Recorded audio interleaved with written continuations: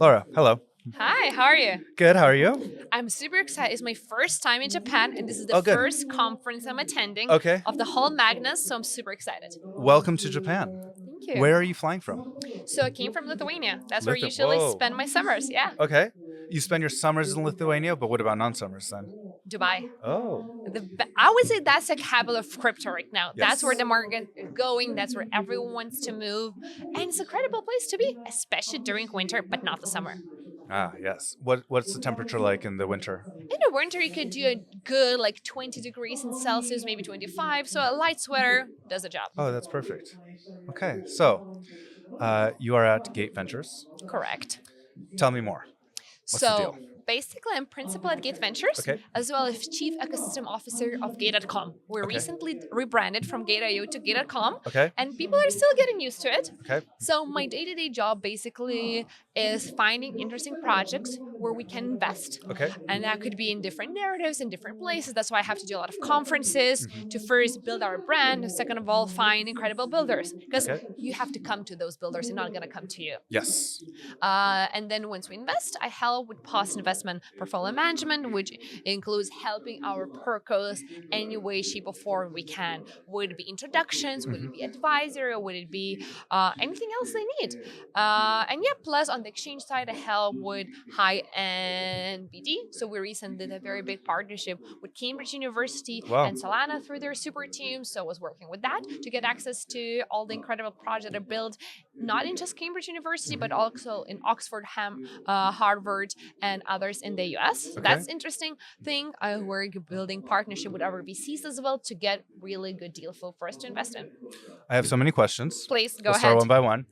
What are you doing with Cambridge, Oxford, and Harvard? What's the deal there? So, as a VC, when you start this job, and everyone else who thinks about VC job, they think, we're sitting here on this fancy throne, all these projects come to us, and they're like, please, Yeah. invest in us. Where reality is very different. Yeah. Actually, VCs go and hunt for founders. Yes. They hunt for projects.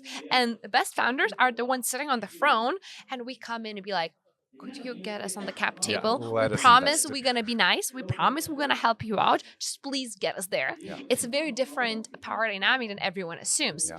And we want to back the best of the best because we want to be one of the best venture funds in the space. So we need to go where the talent is. And where the talent is, where we can spot these incredible founders in the universities, in the college campuses. That's why I want to have this very close relationship with all the top universities to first educate all of these young students on how to build ventures, how to build a scalable business, and then even how to fundraise and how to talk to VCs. Because talking to VCs can be very scary. Some of the VCs can come at the very predatory terms. They might want to get a lot of your company for pennies on the dollar.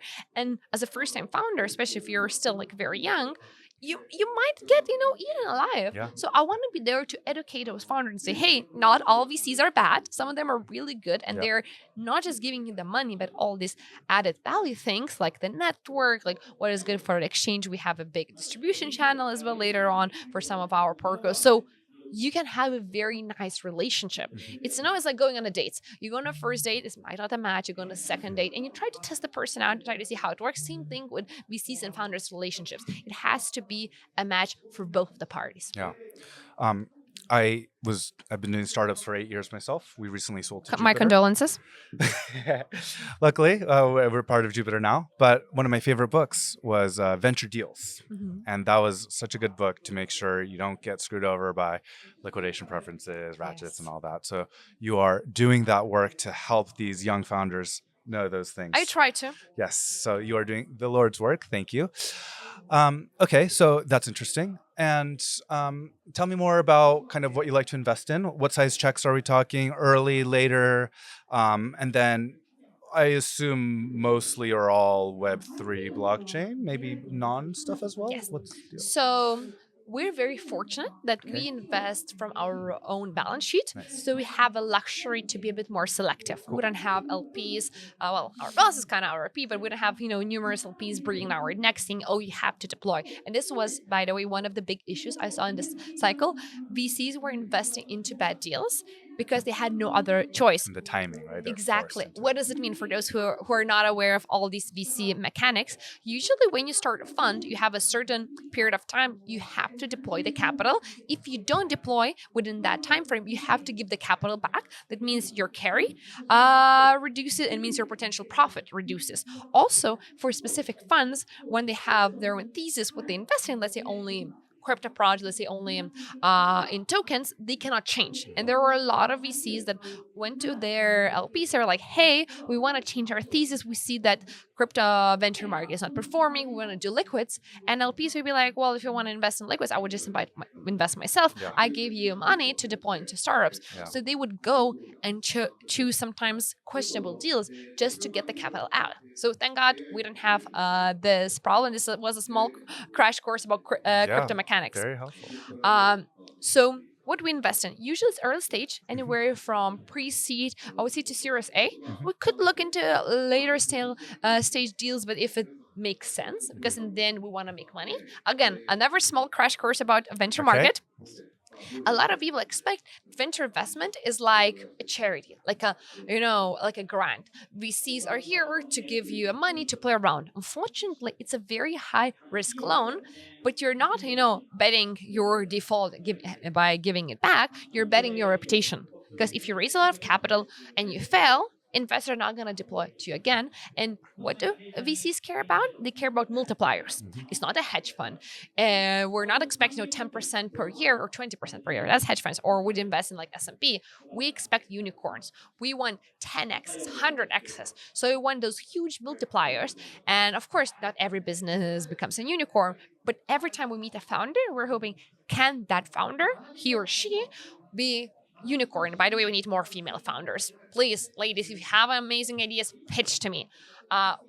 We're trying to look if it's a 10x, 100x deal. So sometimes founders come to us, they pitch and like, hey, but I don't see addressable market. I don't see how to scale. I'm like, oh, you don't understand. No, I understand my business. So you need to understand how VCs work. And when you pitch, you need to present your business as a 10 or 100x return kind of multiplier. So coming back to your question, seed, pre-seed, early stage checks anywhere from 100K to 1 mil. The industries we're currently most excited about would be RWA, stable coins, DeFi, especially anything when it comes with yield-bearing products, and any products that are benefiting from increase in stablecoin usage. So it could be like anything in payments, AFI, and so on. That's what we're mostly excited about. We do tokens and equity, and right now I'm looking for this magical thing called revenue. I know in crypto, revenue sounds as a little bit like what it is. No one talks about it, but unfortunately, times have changed. I've been in crypto space since 2016, so it's almost 10 years. I can't imagine myself, to be honest. And back in the day, everyone would invest in just, hey, will this token pump? It will, amazing. Doesn't matter what is the utility, doesn't matter what's the product, as long as the token pumps. Right now, tokens don't pump anymore. There's not enough liquidity. The market matured. It's not Wild West anymore. So you're betting on businesses that actually know what they're doing, have users, they have revenue, and they're focusing on long-term substantial growth rather than, hey, we're going to pump the token, because it's not going to happen anymore. Yeah. Okay, interesting. So some of the themes you mentioned, right? RWAs, businesses that are enabled by stablecoins. If possible, just want to take one step deeper into each of those themes. Sure. Okay, real world assets. What in real world assets is compelling to you? Or what sort of business models within real world assets make sense to you? So when we think about RWA or real world assets, we're mostly thinking about tokenizing of physical items, or like, for example, gold or real estate, or even you can do stocks, you can do T-bills. There are so many things you can tokenize. The reason why it's very interesting for me, because this is an untapped market. Wall Street right now operates on the whole premises of, if you beat S&P, you're doing amazing. S&P of average is around 8% or so. So anything above 8%, you're kicking ass. Whereas, pardon my French, whereas in crypto, 20% APY seems quite reasonable and doable. And when you can kind of combine the yields of crypto plus what Wall Street is comfortable with, what TradFi is comfortable with, you can find a very, very interesting mix where I feel like a lot of liquidity will come. Because the biggest issue we see right now, we need liquidity. We need not liquidity just in Ethereum, as we're speaking right now, it's pumping, reaching another all-time high, or in Bitcoin, we need liquidity all the other altcoins as well. And we need Wall Street to be comfortable with it. So if we offer them tokenization, fractional ownership of large assets, that's going to be very interesting. Plus, they can take these products and offer to their consumers, to their clients. And that's like an easy kind of gateway to crypto. For example, you want to own real estate, let's say in Miami. Let's take example Miami. Sure. You think Miami is going to do well. You think economy is going to be booming, but Miami real estate is very expensive. Very simplest condo is probably going to be 2-3 mil, and if you want an investment piece, might be even larger. And you don't have the kind of capital, but you might have 6 figures here and there. You can now use platforms to own partial equity of one, let's say, real estate unit. Would it be an apartment, house? Doesn't matter. And you can benefit from all the growth you're projecting, let's say Miami real estate will do, without even having the large capital. And that's a great entry. That's very easy to understand entry to the space that, for example, banks can offer to their clients. And you can do so many use cases here, but it's like very easy to understand, very simple. You can bridge TradFi and crypto, and it's very seamless as well. Yeah, that's interesting. One day we might be able to own 1/1000th of this building. Exactly. Right? That would be exciting.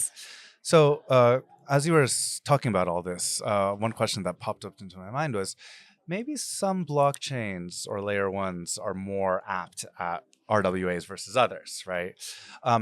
As a investor, a mainly crypto venture fund, do you kind of have a bias towards teams that work on specific L1s? No. So, of course, building on the right L1 can definitely help you from the marketing perspective. So, there is this kind of, again, quick crash course into crypto, especially in the venture market.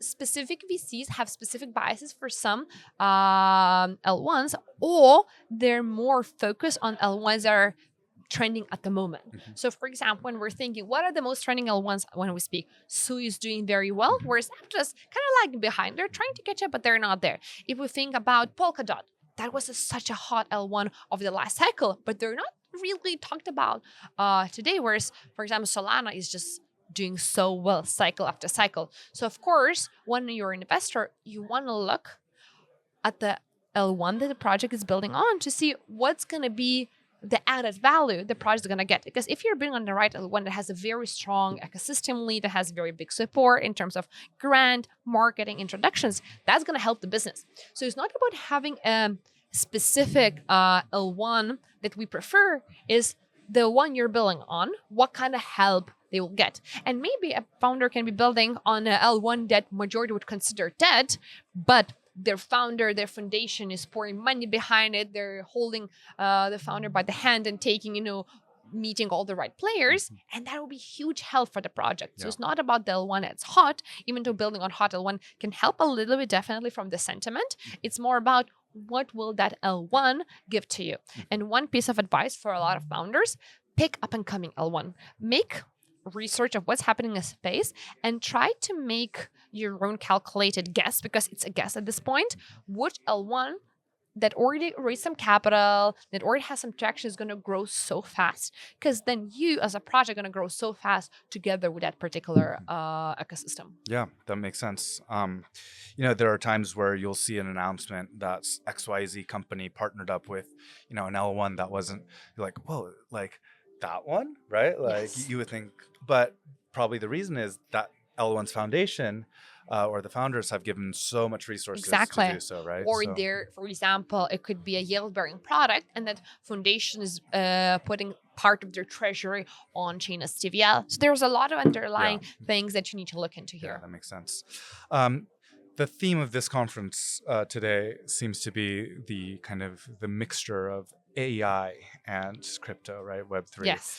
Now, I want to ask you a little bit about that because everyone's talking about AI, blah, blah, blah. Now, where is kind of the foggy, excuse my French, but bullshit? And where's like the real applications of AI when it comes to Web3? Do you have any thoughts there? So when we talk about AI, I like to give an analogy of cars. Okay. So let's imagine what kind of cars we had, hundreds of years ago when they were not even driven by gas. They were driven by, Horses? Exactly. Even you can do carriages. So it was at the infant stage, there was some sort of car looking thing that was at such infancy. There was no technology, there was nothing. They started somewhere and then they slowly kind of evolved. Same thing happened with electric vehicles as well. First electric vehicle was really bad. It can barely go like 100 kilometers without needing charge. Same thing with AI. First AI products, of course, they sucked because it was just infancy stage. You have to try, you have to experiment, you have to fail to learn. And the industry is going to mature only in probably 5 to 10 years. So I'm bullish on AI in the long term, but we're still very, very early because majority of products are still LLMs, large language models, who are not really thinking. And some people and experts say we're soon going to reach AGI, where crypto is going to think at the same level as human. I don't think it's going to be that quick. I think we still need 5 to 10 years, maybe even longer. Also, a big question is, how much energy resources we'll need. AI is one thing, creating a technology is one thing, but sustaining it, how many data servers you need, how bad for environment it is. And okay, maybe US is going to be pushing it. I come from European Union. European Union is very much all about renewable energy, being frugal with energy consumption. I don't know how European Union probably going to be accepting AI. So there are great products as long as they're not GPT wrappers. Again, very big swear word in our space. I'm cautiously optimistic.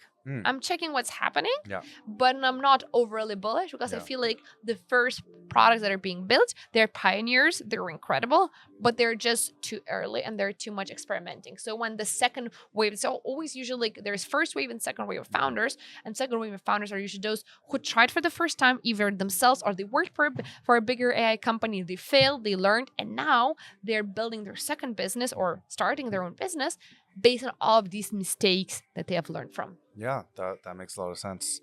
I'm not an investor at the moment, but this is good. You can start. Yeah, I guess I could start. You don't need to be, a millionaire to start investing. If you have a project you like, and by the way, this is not a financial advice, just again, sharing my knowledge. If you have a project you like that's not yet listed, for example, and they're building something you're really passionate about, and you think, oh, these guys are going to do well, you don't need to have, tens of thousands of dollars. You can reach out to the, let's say, community managers, to their marketing managers, say, hey, I love your product. I would love to contribute, and I would love to invest, let's say, $100, $200, $1,000. There are a lot of KL rounds, there are a lot of community rounds where you can invest small amounts, even $50, but just kind of have the skin in the game already. So I highly recommend that. That's great, but not a financial advice. If you lose your money, don't blame me. It's financial entertainment. Not this is entertainment. Yes, don't trust me. I have no financial education. Everything I'm saying is a hoax. Yes, for entertainment purposes only. Yes. But actually, that's really interesting because there's a lot of information on how founders can kind of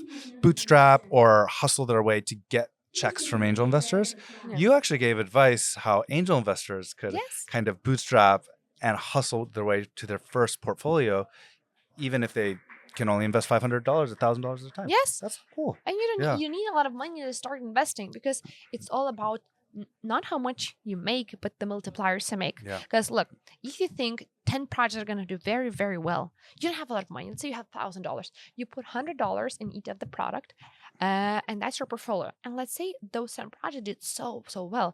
That means you have an eye and understanding on how space works. And then you can go to quite decent crypto funds and be like, look, I want to be an analyst. I want to start analyzing the space or the scenario, whatever you're passionate about, because look of my track record, this is what I did. And even if it's $100, doesn't matter, it's all about the multiplier. Yep. You start doing that, you start working for a fund, you build a track record in the fund, working first maybe as an analyst and then maybe as an investment manager, associate, whatever the tier is. Then you build a very good portfolio of investing someone else's capital. Next phase, you can go and raise your own capital as well. And again, you don't need a huge fund. Everyone, when I think about fund, they're thinking 100 million, a billion. A good fund, if you're, let's say, one person with one analyst with two people, and if you're not living in a very expensive country, 5 mil fund. It's already sustainable if you're a small team and have the grit and the hustle mentality. And raising 5 million, if you have a very good track record, it's not hard. It's market. Yeah, nice. That's very good advice. Thank you. Do you have any final kind of messages or thoughts that you want to share with everyone that maybe I didn't ask you? One thing I want to share about Yeah. the space, everyone's asked me how to make it, how to succeed, how to raise capital, how to do partnerships.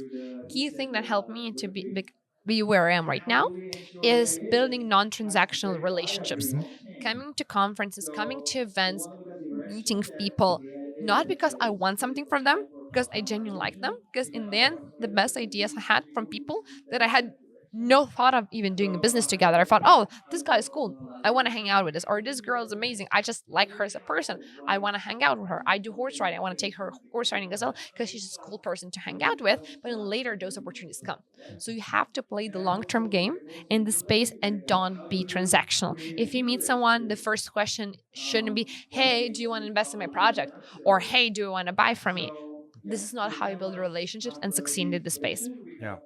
I grew up in the San Francisco Bay Area. And when you do startups in Silicon Valley, San Francisco, that mindset is very prevalent. Call it the pay it forward mindset, right? Just, hey, how can I help? Before anything else. And you just kind of help each other, expect nothing, because there's always someone else's shoulders that you're on, and then you can help other people later. Exactly. Right? And so but that culture is not always the default in international communities, right? And so, as you mentioned, that has to actually be verbalized. Yes. Right? So thank you for doing so. Well, enjoy the rest of your trip in Japan. How long are you here for? For quite a while, actually. Oh, really? Yes. Weeks? Almost 2 weeks. Oh, wow. That's a long time. I'm mixing some work with some pleasure. Okay, good. Well, if you need any, to pay it forward, if you need any recommendations for Japan stuff, you let me know. Always. Okay, thank you. Thank you.